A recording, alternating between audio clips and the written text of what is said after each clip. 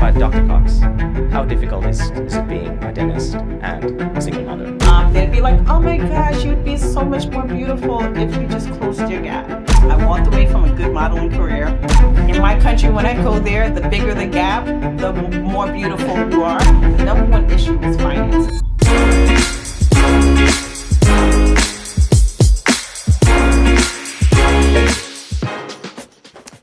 All right.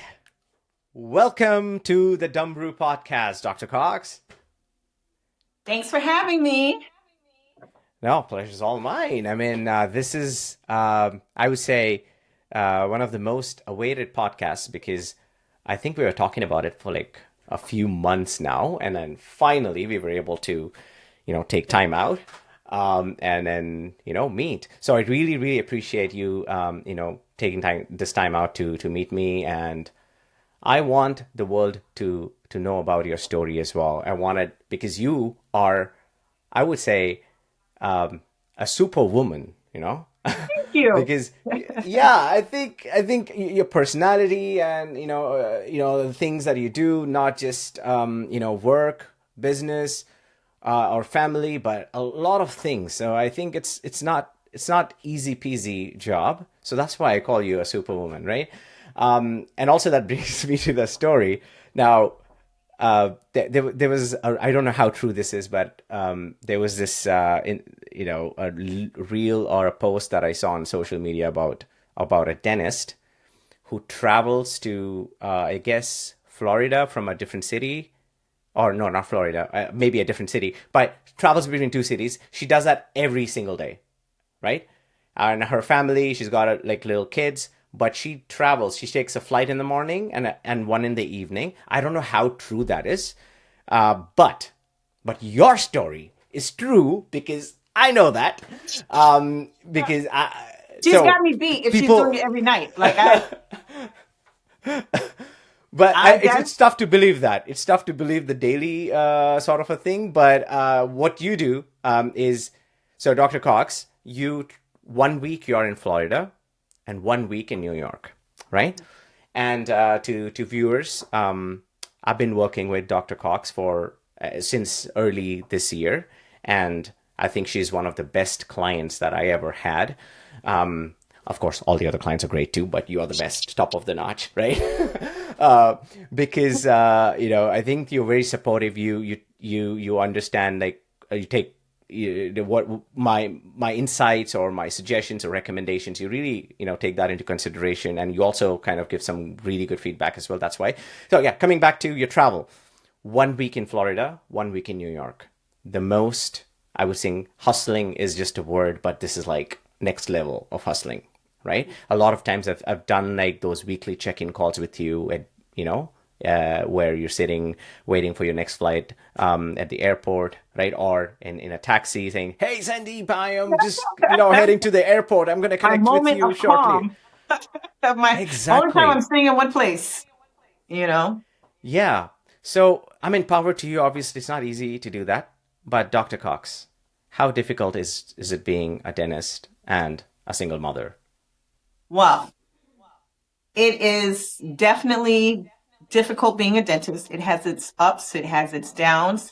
And like many businesses, the business of dentistry has its challenges. But it's also very rewarding. Now, dentistry is unique because, we're always thinking about our patients. We're always, especially for me, I do a lot of complex work. So I have cases that kind of might keep me up at night, or best ways to solve certain problems. As they're doing ongoing treatment. So it's not like a business you just shut down, with business anyway, you're still thinking about the HR, the accounting, the this, the that, what broke down, the maintenance, repairs, staff, right? But we're also still concerned about the patient. How perfect, we're a little OCD dentists. So how perfect was that filling? Was it too close to the nerve? Will that patient have pain? Should I have just done the root canal? There's so many things that we debate about as we're caring for our patients. And, business is hard and dentistry can be hard as well, but it also can be really fun depending if you are doing the areas of dentistry that you love. So it's been a long journey. It's been a fun journey. I've learned a lot, and I just enjoy the fact that I even made it here. So I know I'm a person that loves giving back, and I am someone that loves taking care of people. So I'm in an area that I love, and it gives me the freedom to be this crazy traveling mom. The single mom part is definitely probably the hardest job I've ever had. Um, but it's so rewarding. With my kids, I do everything for them. So it's difficult, but it pushes me to want to do more, want to be better, to actually free up more time to kind of be with them, which is why I'm going to this next chapter, hopefully, of my life. Instead of being behind the chair, hopefully spreading knowledge abroad and sending the message further than just my three chairs in New York. Right. And then that brings me to my next question, which is like, well, when working with you, right, knowing you, if Dr. Cox was definitely not a dentist or not a doctor or not in healthcare, I'm 100% sure you would probably be on sets on some, of a film or a TV show or something else. So I'm pretty confident about that, right? Because yeah, the reason being, I feel like understanding the nuances of like, oh, lighting, this is the camera, this is the lighting, and all of those. I think you get that really well, and I'm pretty sure you would probably be on the sets, right? If you were not a doctor, or a dentist, or a single mother. Oh, you could still be a single mother then, I guess, but still. But now brings me back to the dentistry part, where you mentioned that it's a big part of it. It's not easy for dentists to hey, it's a job that I go in the morning and come in the evening, because you have to care about your patients a lot. A lot of things goes in there. So what made you choose dentistry in the first place, right? Why not the passion that you have, which is like, obviously, you would make a really good content creator yourself. But what made you choose this profession of dentistry? So that's a long story. And it wasn't, We love to hear that. it initially dentistry was nowhere close to being on my mind. And, growing up as a kid, I always wanted to be a doctor. So, I knew that when I went to the doctor back in the day as a kid, like my doctor was like the world. Like, we go in with a problem or we were sick and they took care of us. It's different than now. Everybody just writes you a prescription, I feel like, or they send you to a specialist. You went to a doctor back in the day, you went to the same doctor for like, I'm maybe aging myself, right? Because, Oh, we don't back want to know then, that. you had the same doctor and it wasn't dictated by insurance, or at least not back then, I don't think. And so what happened is over time, I noticed that the medical industry changed. I did all the things in high school. I graduated a year early from high school. I was on a med program. I was full steam ahead to becoming a doctor. I had a scholarship, full scholarship to college. I walked away from a good modeling career because I had the full scholarship. I knew it. I just knew it. I knew there was like this coming. Yeah, I And just knew it. and that Yeah. brings me back to almost like my teeth as well, because I didn't know how much my teeth influenced the way I looked at my own image. And so the diastema, which is my gap tooth, has been such a big part of my life. As far as in my culture, is something that's revered as a sign of beauty. Whereas in here, you know, here in America, they don't look at it so much like that. And so even in my modeling, one of the top agencies, I remember I already got a full scholarship. I was already graduating at the age of 16 from high school. And I had a full scholarship, and my dad was like, forget about this modeling thing. But what really put the nail in the coffin for me is that um, this is one of probably the top two agencies in New York City at the time. And they were like, oh, well, we got to close your gap, and there's no more eating fried food, and your diet is all Hmm. white. And I was like, one, you're asking me to give up French fries, and you want me to close my gap, and I'm going to med school. Like, this is just like a quick summer thing, and it's something to do on the side, but you're like flying me to France. My dad was like, absolutely not. I was like, the gap part, was enough for me. So now it's looked at as there's beautiful models now with gap teeth. They celebrate it. Thank God, so times are changing. But at that time, I still was on a medical track. But my teeth was such a big part of my personality and who I am, my identity for my family, that it influenced me since then. I only had one friend that wanted to be a dentist, and in my entire crew. And I was like, okay, why dentistry? Why would you want to be in somebody's mouth? I never really was against it, but I was just like, okay, well, I'll be the doctor, you'll be the dentist, and you make sure you have us all cleaned up in the whole crew. And funny enough, that young lady is not a dentist today, but it was a ride on a bus on one of my summer internships, I believe, in Baltimore. I was riding the bus with a dentist. He was in dental school. And Mm-hmm. my friend wasn't the one that convinced me to try to be a dentist. It was me watching in that program um, how medicine was changing.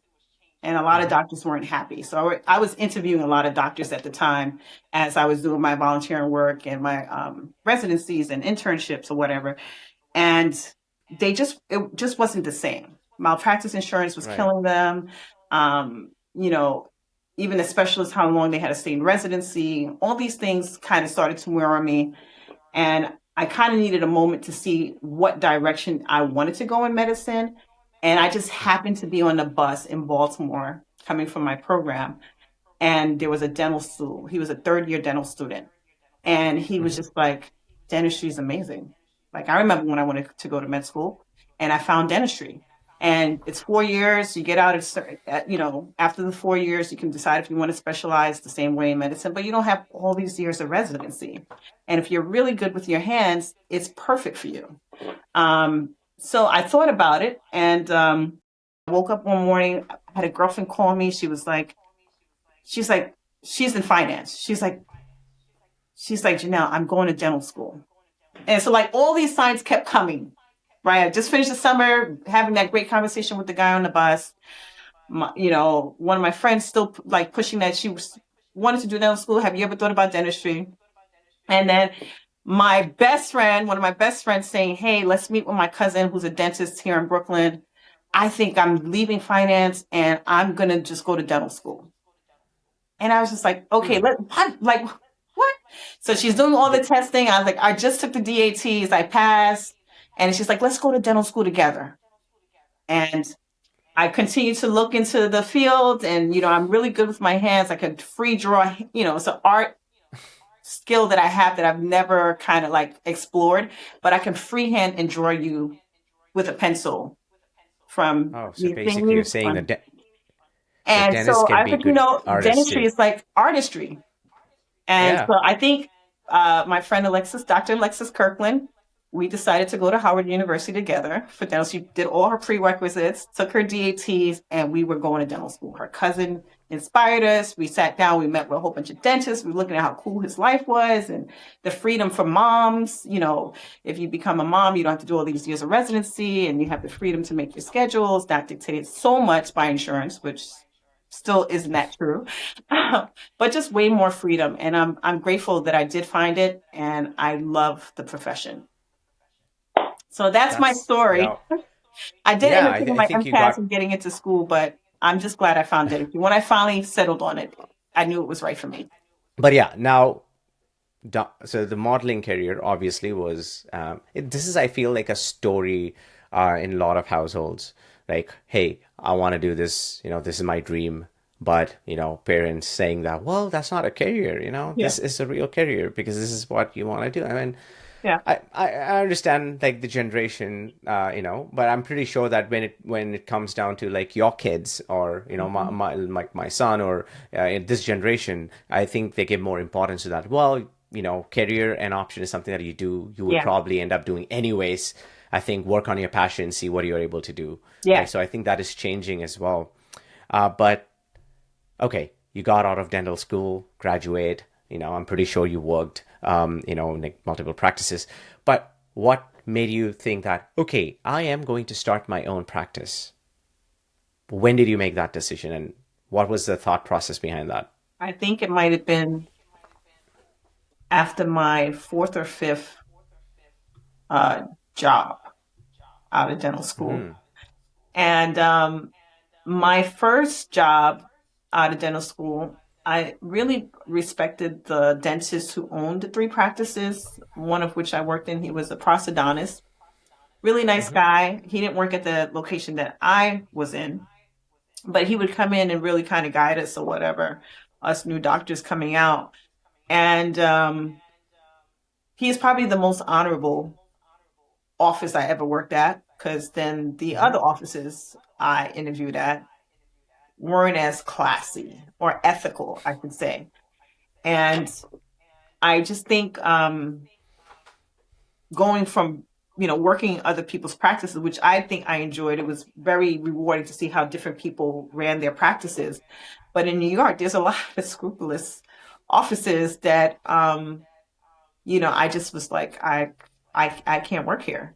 This is, like, I don't like how you're treating the patients. I don't like how, you know, unethical you guys are. And if I was a restaurant inspector, I would give you a failure mark on, cleanliness and proper care and just things that, I couldn't stick around. So I would leave practices that I was just like, this is disgusting, and I should probably make a call to shut them down. Right. And then there's the other part where I'm a dentist with a diastema.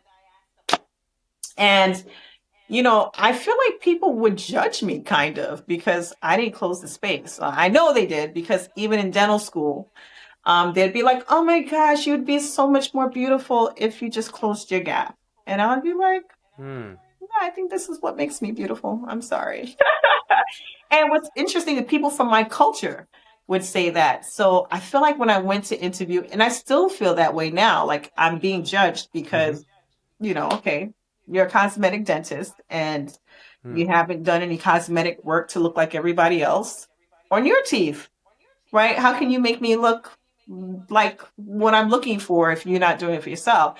And I'm a great advocate for being unique. And so I just feel like once I went to too many dental offices that I had to do dentistry my way. And Mm-hmm. I've started renting space, I want to say by the fifth office, after seeing an unethical kind of practices in some places. And then kind of like the judgmental interviews I felt like in Manhattan and the city. I was like, I just rather do dentistry my way. And so I just started renting space just to kind of dip my toe in. And I was still Mm-hmm. working a real job at the same time. And, I would do 2 or 3 days and still work at another office. And I just like being able to do things my way and Yeah. take care of the patients the way I feel like they should have been taken care of without looking at the numbers or how much money can I make from this person, treating the real person versus just another number. And I saw that too many times in certain communities, and I just didn't like it. So I couldn't be a witness to it, and I decided to open my own practice. So I stayed at the one place that I thought was ethical and great. I loved working for him, and I ended up renting some space at first in my first location in Forest Hills, and it just took it from there. I ended up finding a space back in Brooklyn. I had people coming all the way from all over the place to see me in Queens. And then I eventually had a space in Harlem. People were coming from Brooklyn to Harlem. And then I finally found a Mm-hmm. space in Brooklyn. And that has been home for the last 15 years. Wow. And yeah, 15 years. going on 15 years. Yeah. And I just wanted to touch base before I, forget, is the gap in the tooth, right? I remember we having this discussion in one of the I think one of the contents that you were talking about, like teeth, oral Mhm. hygiene, and about dental implants as a whole. And people are, like you said, they have, I don't know, I feel sometimes, I feel like the comment section is one of the most nastiest place to be on because people are ruthless. They don't care about anybody, right? I remember somebody commenting as well, hey, why don't you fix your teeth first before you fixing? And we talked about it, and I thought, you would probably take it otherwise. Surprisingly, like you just mentioned now, you were like, yeah, you know what? Dentistry is not about cosmetic thing. Of course it is. It could Hmm. be, but it's more about, are you able to chew food? Are you able to eat? Yes. Without any issues in your teeth. I think that's more about the oral hygiene than the cosmetic part of it. Which same thing, like dermatologists can do a lot of things from medical standpoint, but people prioritize their beauty and Yes. things like that. So the profession lingers on both the ends, both spectrums, right? So I feel that's the like I said, the world is changing as well now. Like you said, people appreciate what because you chose not to you know fill in the gap Yes. in your tooth, and I feel that is a choice. But Yes. would you say that it's like telling a doctor that, hey, you're a doctor, I mean, you should fix yourself if you fall sick, right? It's not Yes. like that the case. A doctor also Yes. needs to go to another doctor just in case if The best he or part she is is not able to do that it. I can spend an hour about the diastema. And there's countries that I can walk into and they would revere me as a queen because of this diastema. I mean, literally. If I fly into Egypt or different African countries, they revere me. There are women slicing Making perfect teeth to make a gap. wow. Huh. Okay. And here it's like, oh, it's a problem here. It's not a problem for me. I know what my beauty is, right?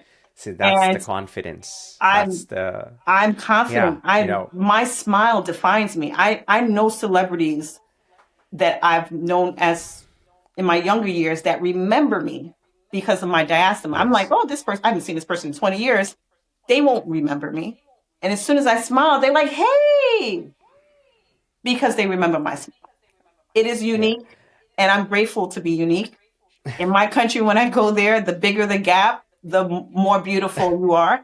And in here, it's like, how many quarters can I fit in there? Right? They're like, Right. kids are cruel in America. So But I've dealt with a whole bunch of stuff here growing up, and it took a lot for me to know that this was a part of my beauty. mhm. And I'm so grateful that I'm able to help others that have diastemas that want to fix certain things. That we still have different issues like other people, like overbites and Mhm. underbites and flared teeth or crooked tooth. And if they go to an orthodontist, the first thing that they see is closing the gap, where people might really want to keep their identity and fix the other problems. So I'm glad that I'm an advocate for those patients that come to me and want to fix a certain thing but still keep their identity. I still kept my identity for my kids. All three of my children have diastemas. What would my daughter have to look up to if I would have closed my gap and not been proud of who I am and our family heritage? Like my dad had these Mhm. teeth down to the peg lateral, and I see my smile. I see my dad in my smile, just like my youngest son Right. has my teeth to a T. I would never want him to feel like he has to close it. I wear my smile with confidence. It is a part of who I am. It makes me stand out in a room. When I walk into a room, I own the room, and this Yeah. smile does that for Certainly. me. So I would never And change also it. to add, right? Yeah, and I don't think you should, right? And also to add that one of the best landing pages that I had ever built for a dentist, right? I had your image in the backdrop where you're smiling, right? Oh, And I feel a lot of people have asked me, like, hey, I love to use this stock image. I'm like, that's not stock image, that's the actual dentist, Because they're like, oh, this is very natural, I feel like, all the dentist smiles, they're like exactly, I mean, that's not a true description of how somebody's smile could be. Everybody's right, teeth is like different. Some people have crooked, but doesn't mean that their oral hygiene is bad, right. right? So I think I should probably show that on the screen as well. This is the landing page, right? That I was talking about. This is the image. So I think that is the image. I feel is makes what you just talked about, right? Smile has to give you the confidence. That's the Mhm. most important part of it, and carrying yourself, right? It's it's like the what do you call the cat Yeah. looking at the shadow, right? There's a little meme, right, where Yes. it's cat looking at the shadow, like a big shadow, like yeah, it's the confidence that talks about. It's not the how tiny you are, how majestic you Yeah. are, but right. So it's more about that. Yeah, great. I mean, that's good to know. And now in terms of, you're talking, bringing back the conversation about, your practice that you started. Like, what were like some of the hurdles? I know every business owner, when they start, they have their own set of hurdles, and especially when it comes down to like dentistry, it's even more because you obviously have like more operational things to deal with. You have to like hire staff, or billing issues, insurance issues, and all of that, right? So what would you say like the initial hurdles were as part of your journey? I think for me, it was really the marketing. I kind of, my main practice was, no, I take that back. The number one issue was financing. I had a unique Okay. situation where I had a dentist that had kind of like a dying practice. Um, so it wasn't considered a startup, and it wasn't really considered existing practice to lenders. And so I really had to work to raise the money to fix up the practice. So I took over an older Right. practice, and I'm so grateful to that dentist for giving me the opportunity. Her name is Dr. Dominique Just. She's an amazing dentist. She's just someone that you can look up to. She was definitely one of the dentists that was head of the Give Kids a Smile with Colgate. And I would even help her out on the bus every now and again when she couldn't do that.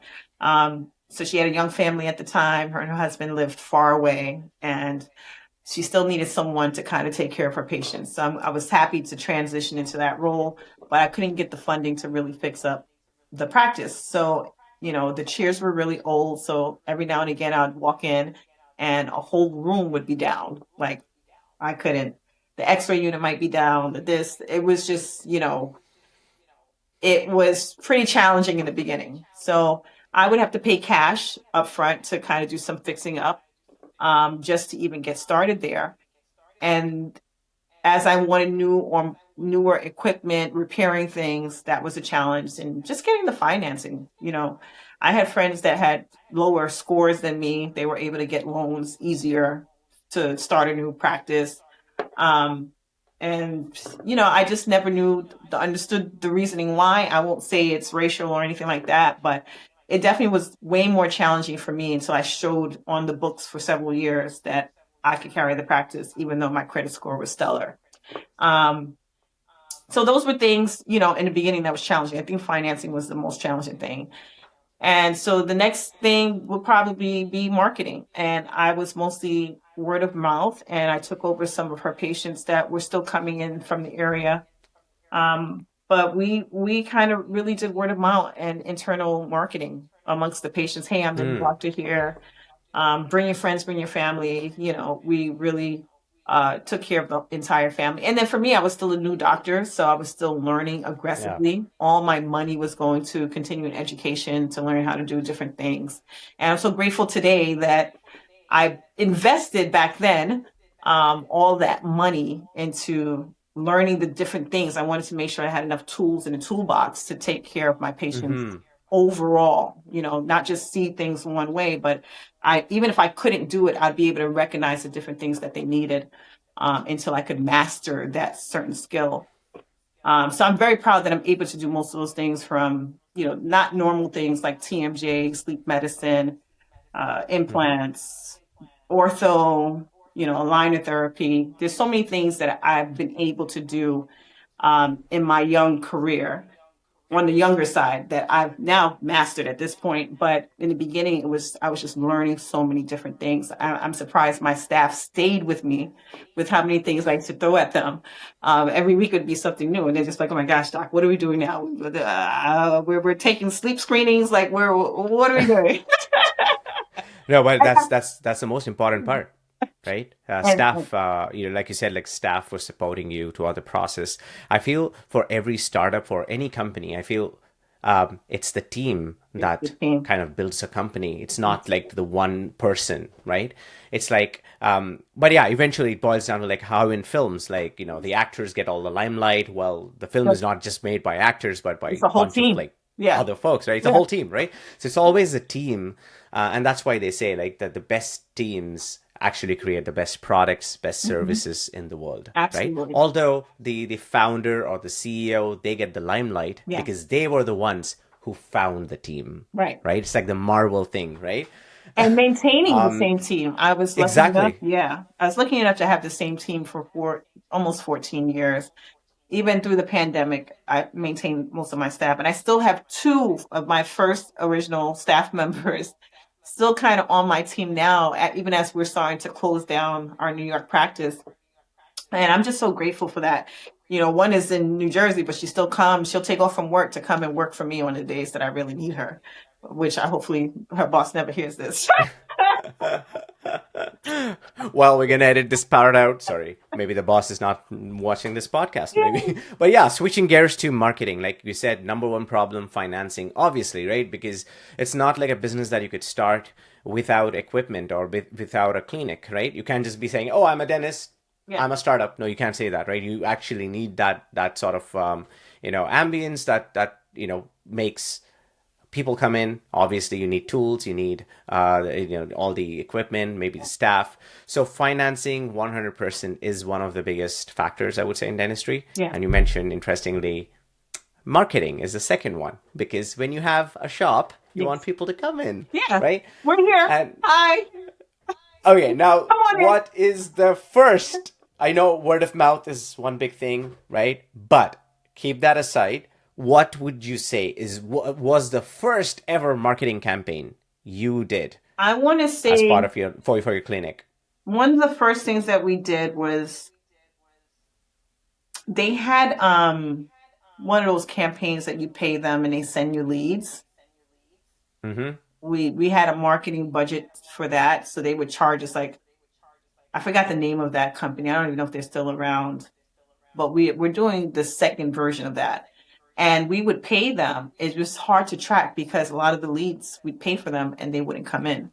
And it'd be like, okay, well, I Hmm. just paid you $200 for this lead and the patient never came in. I want to say flyers and that campaign was our first real marketing campaign to get new patients, as well as going on Oh, to different insurance so companies. this is before or at the beginning of the internet era, right? Like when? Yes. So I'm Would you say I'm that? I'm Okay. in the internet era. I'm in the internet Okay. era, thank Perfect. God. Okay. So so the flyer campaigns definitely work. We definitely would do 5,000, mailers at a Brochure. time for the neighborhood or certain zip codes. And then the paying that company that would market us and every time they got a lead, they would send us the lead, whether it was insurance based, PPO or cash patient. And Mm-hmm. like I said, that eventually ended up becoming very expensive because sometimes the leads wouldn't come in. So we'd have to really track it, try to get our money back for those that actually didn't come in. And Right. it became we were more successful with our internal marketing, let's just say, after we like finished tracking how much money we were spending there. And the flyers would Right. definitely, people would come in with the flyers and stuff like that. So I feel like the flyer campaign was really great. And, um, the next company that did the same thing where they market you, they have a whole system. I won't mention their name. They're pretty big in New York. Um, but they would also have reviews. So after every patient would come in, they have a whole review system. So I might have like 400 reviews on their Mm-hmm. platform form alone. My 600 Right. reviews on Google disappeared to another platform.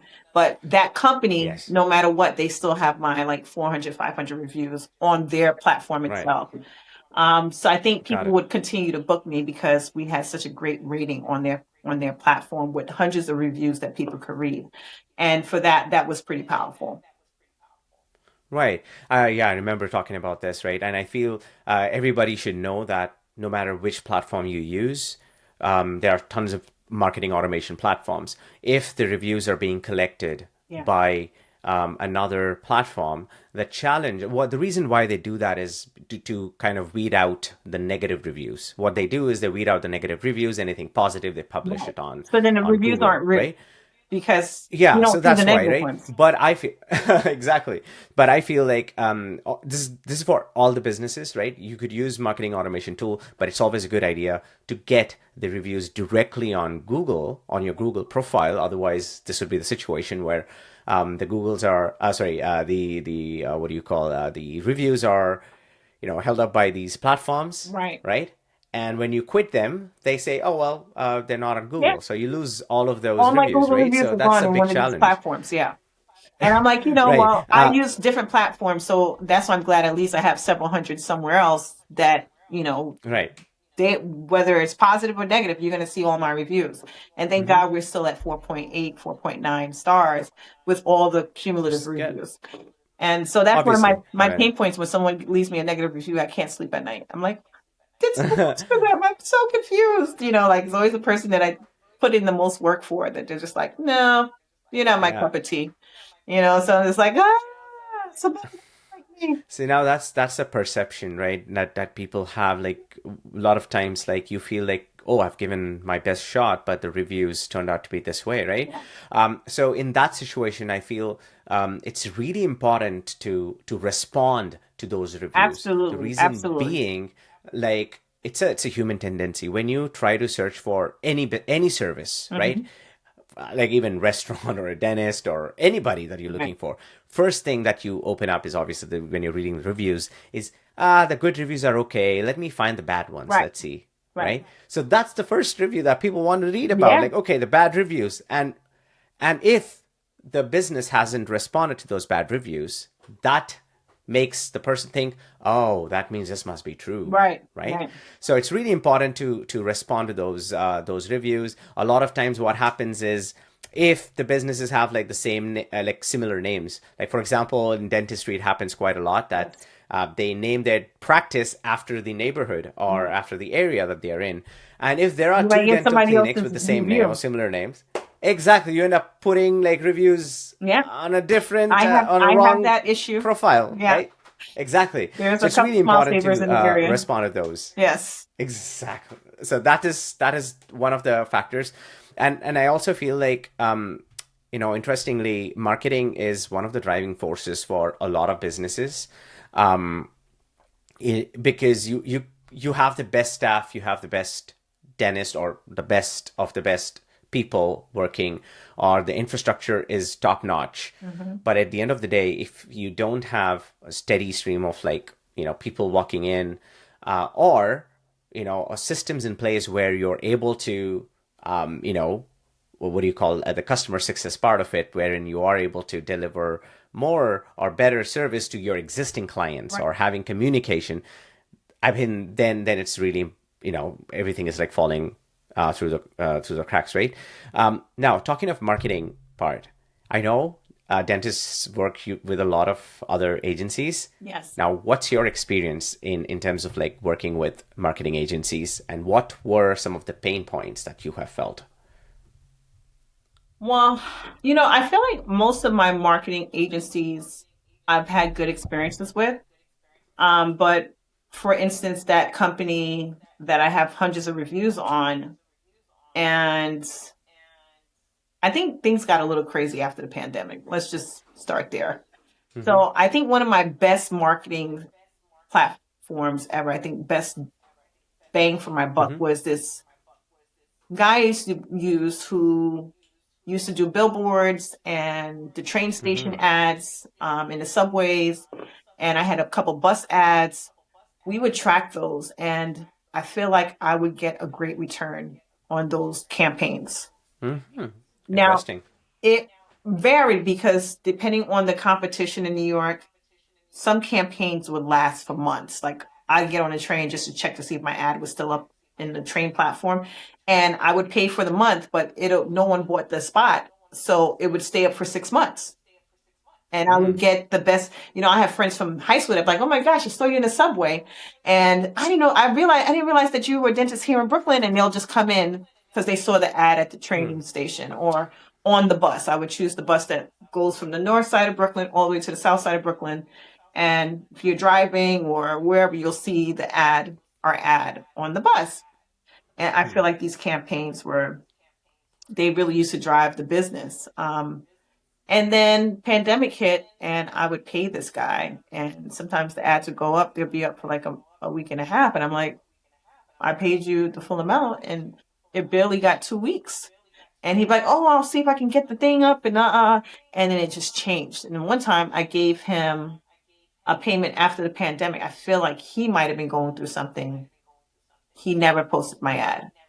And I still haven't gotten paid all my money back from that campaign. So just different pain points like that. And I really put all my money into that marketing post pandemic to give our doctor had a really bad accident. So I was trying to get new patients for the new doctor, right? Because a lot of people were going to wait for the other doctor. It took a long time for me to transition my patients to one of my associates. And now here we go. He's out. And now I have to now market for new doctors so that new people would give the new doctor a chance, right? Right. And the marketing went down the drain. But that was probably the most powerful marketing campaign that we had was the billboards, the bus ads, and the transit ads at that time. And as far as the company that we pay per patient, the newer company, they have a campaign where you can still keep your profile. They had a button on my website. They probably still do have a button, and you can book directly through their platform Right. from my website. You'd be able to see my schedule, all that stuff, and it was great to be integrated with them. So if somebody looked up a dentist in my zip code, I would pop up through their company. And Right. For many years, I wasn't paying for the campaign anymore, but I would pay the annual fee to keep my profile active and still use the booking button. Right. And every now and again, they'll reactivate my account and send me a bill for $3,000. I'm just like, I didn't reactivate to pay per patient because we didn't really need the marketing. I wasn't really paying for marketing like that. We did enough internal marketing and enough patients would refer their coworkers and their family members to keep us busy enough. And we have this fight all the time. I'm like, I haven't been paying you guys for patients in years. Who decided to reactivate my account? Like, I don't understand how's this working. What were they running like PPC ads like on Google or? We were getting an influx. I didn't know why that was. I don't know if they do that to kind of reel us back in. But we had that fight a couple of years before, like, hey, I don't have enough staff to stay on top of the patients that come in and don't come in, and then we have a big bill. Right. So I'd rather not pay for the campaign because I don't have enough front staff to really maintain and watch the ROI. And we don't need it right now. And so that's how we fell out. Right. So, yeah. And interestingly, you mentioned like the billboards, and the ads in the station. They worked out really well for you, right? Although in based on my experience, a lot of people still lead on to the traditional marketing tactics, and that they still exist, right? They still work, but I would say like they're more in terms of like branding sort of element where it did the job, right? Like somebody saw you, recognized you. Hey, I didn't know you were a dentist here. So that sort of stuff, right? But tracking like how many people came through that is like one of the biggest challenges that people had. Like because now some of my clients they say, they ask their client, oh, how did you find us, right? Now the person like, maybe I don't know, maybe I looked it up on Google. I was like, okay, well, Google Ads or organically, right? Yeah. So now things change. So with digital ads, right? I feel like you're able to provide the tracking, as in how many people looked at your ad, how many people clicked on it, and how many people converted, right? Now the challenge comes in when the leads, from a marketing standpoint, a lead means, hey, I'm able to find you people who might be looking for these services, right? So a marketing person's job is just to find those people and bring them to the store, right? Now, when they come into the store, what I meant is like they call you or they get more information. It's up to them if they want to buy the product or not, right? So interestingly, Google has some stats that say that on an average, a person has 7 touch points with one brand before they make a decision, before they make an actual buying decision, yes or no, right? So the 7 touch points is all, I think, businesses who hit that 7 touch points, they have better tracking. They have a better metrics to know that what percentage of people converted versus not. Right. But most of the dental practices that I've worked with in the past as well, the challenge is, well, they got the lead, they talk once, that's it. Right. Right? The They conversion. don't go back to them. They don't reach out to them. Right. They don't follow up. Right. So I feel that's where, a lot of these marketing campaigns fail. And some of these marketing agencies also fail because they did a great job bringing in those leads. Right. But then the dentists or, the businesses don't see the value The conversion. in the agency because they feel, oh, I don't know how many converted. Right. Right. Oh, maybe they didn't convert because, the staff didn't follow up. So that's like a big gap. And I think a lot of those conversations that, we had as well is around like, hey, Dr. Jonelle, did the staff follow up? I Right. would like call, Mm-hmm. send out a WhatsApp message to your staff. Hey, did you guys follow up on these leads? So I do my best to kind of, handhold on that front till Yeah. they kind of get that into their practice. So yeah, marketing is like a challenge. It's to a lot of people, but also who understand and do a deep dive into it. Yeah. It's also, it works out for them. Well, But I would love to. digitally now, you have been, I was fortunate to use you in the last campaigns that we've done. I'm kind of not trying to get too busy, being that we were slowing down the practice, but digital campaigns, I'm still understanding it myself. And this is where I'm glad that I have someone like you that can kind of figure out what it means. But, just being able to track it digitally, I don't fully understand it that well as yet. So I use your brain Yeah. to kind of explain it to me for, I need a whole book that says, Google Ads marketing for dummies. That's my section right there when it comes to, it's like taxes But for me. interest, But I'm trying to but in learn how it works, because there's so much that, we'll know, okay, the $5, how many leads converted with this $5. But of course, it's always how good your staff is. The staff is going to make yeah. or break your marketing, your business, period. If you have a great conversion team or great marketing team, they can convert anything or anybody. Right. So even for me, I would know if I have to slow down in paying for marketing if I had a strong front desk team, and don't waste my money if they got a call. And if I don't have a great front desk, I don't waste my money with marketing. I do internal marketing. When I can train my front desk team and go over the calls, and we have the time to kind of like, train them, Right. then I can start putting money into it and making sure that the marketing dollars are going as far as I they can. I have to say, I think we ran some dental implant ads in Brooklyn, right? I feel the campaigns were a killer. Not because somebody did a good job of saying something, You did not because awesome. we did like great campaigns, but I feel the ad copy, right? Yeah. The creative that we used, that was the game changer. Why? Because Dr. Cox made an amazing video talking about dental implants, right? It was a lot of And fun. I think I think that our team also did a good job editing that part, it and looks I think it great. had like really, really good, Yes. right, really good reviews, and I think the conversion was like really good. We had some, I think the conversion rate on those campaigns was they were almost like over 10%, Yeah. right? So and I think we spent about $1,000 on the ads that Hmm. month, and yeah, the conversion rate was like above 10%. We got like a whole bunch of leads, And it was and I growing every think it month. was I think not, it was yeah, growing and it every was month. not just the ads, it was the creative, right? It's the video that you made. So that's the most important part.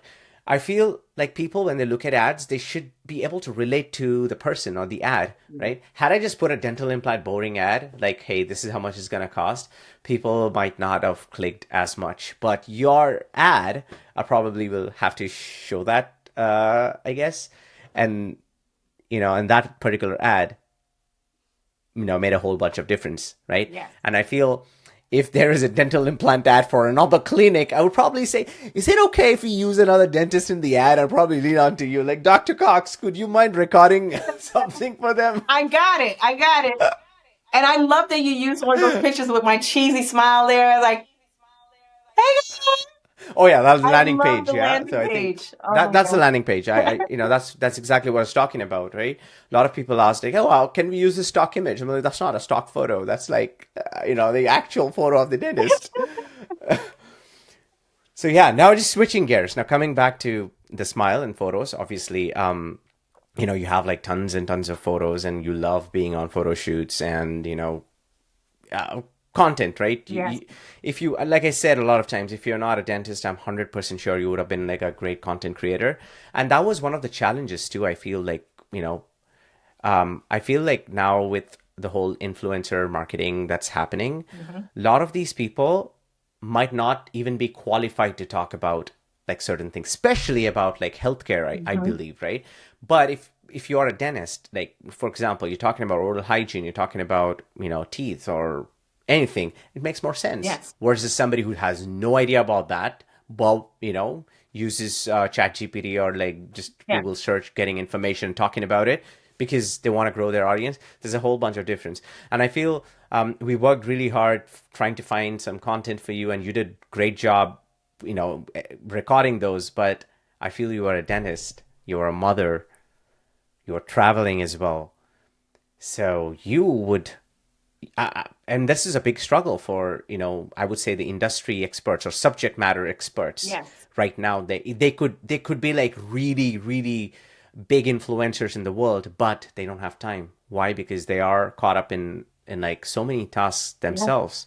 And for them to get out of that and take make content, that is a big problem, right? Now, So that's how what did I'm you looking take forward to time doing. out? Say that again. Yes, exactly. But yeah, so I said how, but I want you to do that. But how did you take out time to be on Bravo TV? Well, that's an interesting story because I used to service, my friends had a halfway house in Brooklyn. Okay. And so they had just got that contract in Brooklyn to service, federal inmates finally coming home and transitioning home from jail. And we would go into the facility, get these guys signed up with insurance, and get their smiles together, giving them that confidence that they needed to go out and get jobs. They had great job programs. And this was a big part of our practice, really taking care of these guys. So that was a big give back for us. And what led to me giving back in that way, one of the guys at in the administration nominated Mm-hmm. us to have our office redone.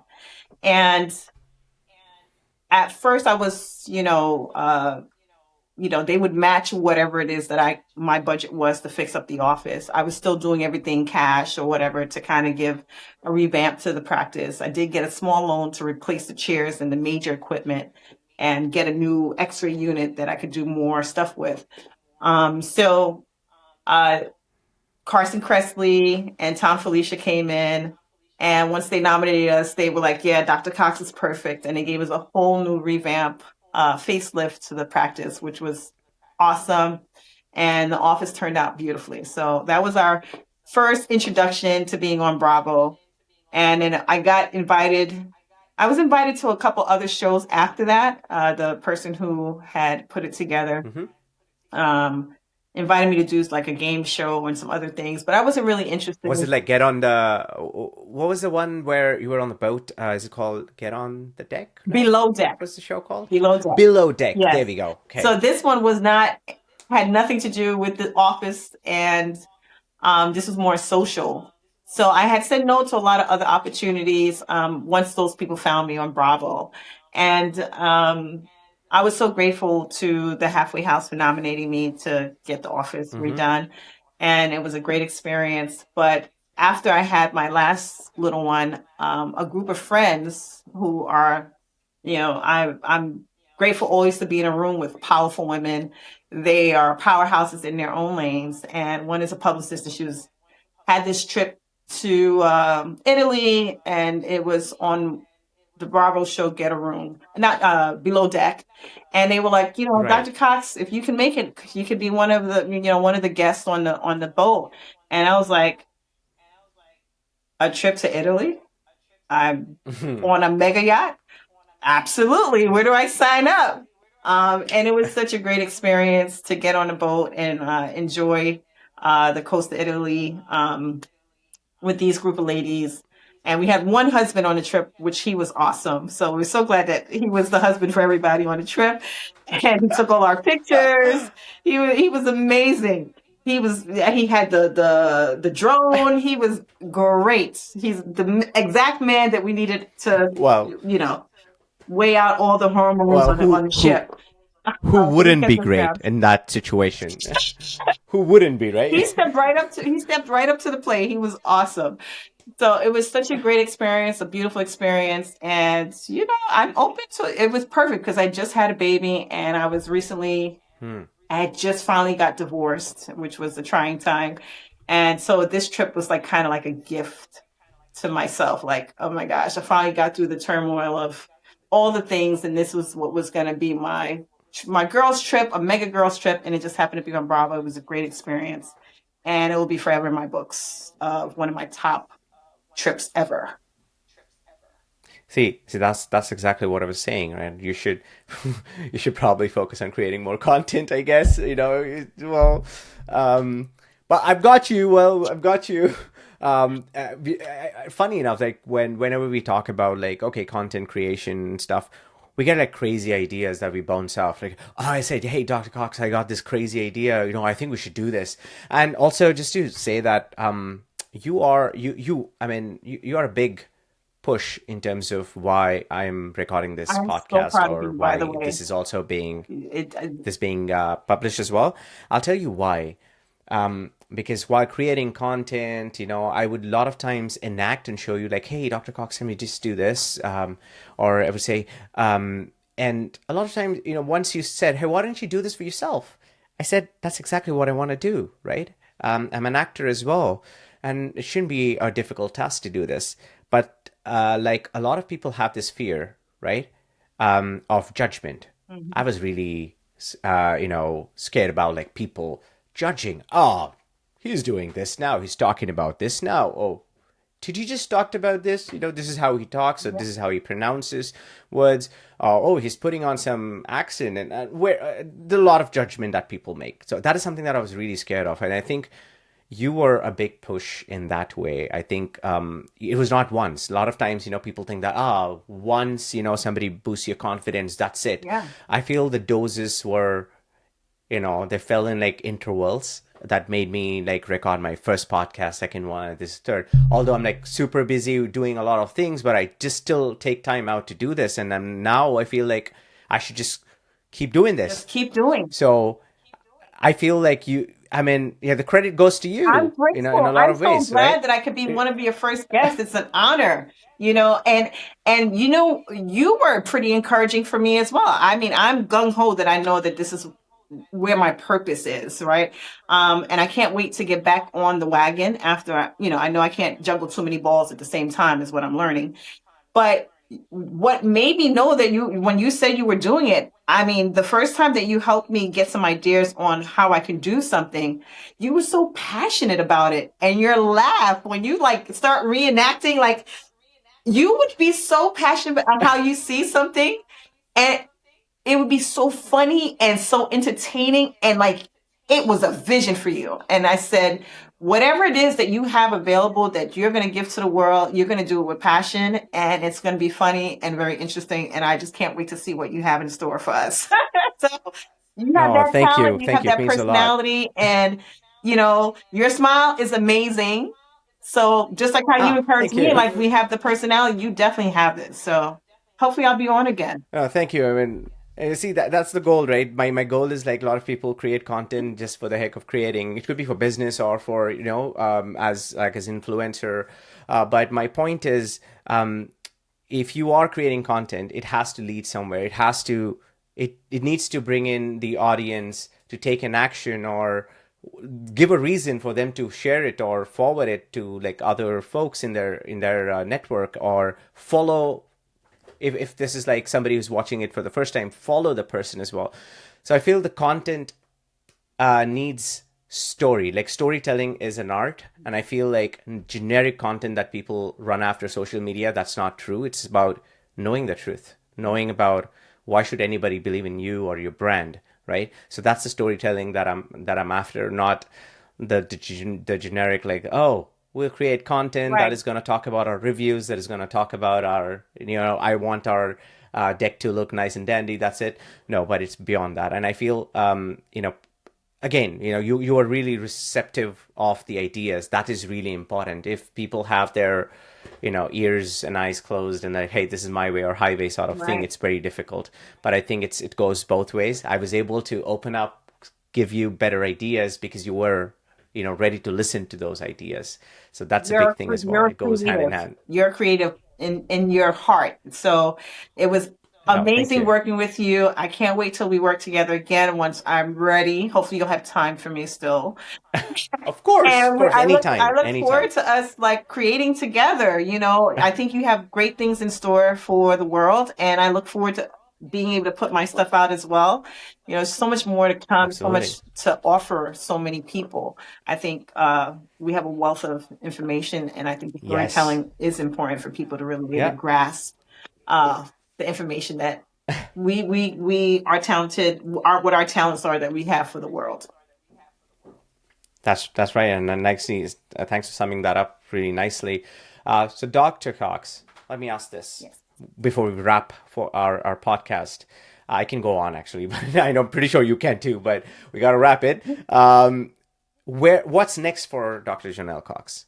What is next? Like, if next 1, 2 years Well, or till our next podcast, where is I Dr. Cox going to be? I'm hoping that, I can be full time creating great content and, uh, mini courses to really help people, get their oral care together, answer the real questions. I'll have a one place where you can get real, genuine information that's not from chat and then it's from YouTube and then it's from here, it's from there. You're so confused on Mm-hmm. the amount of information that's out there.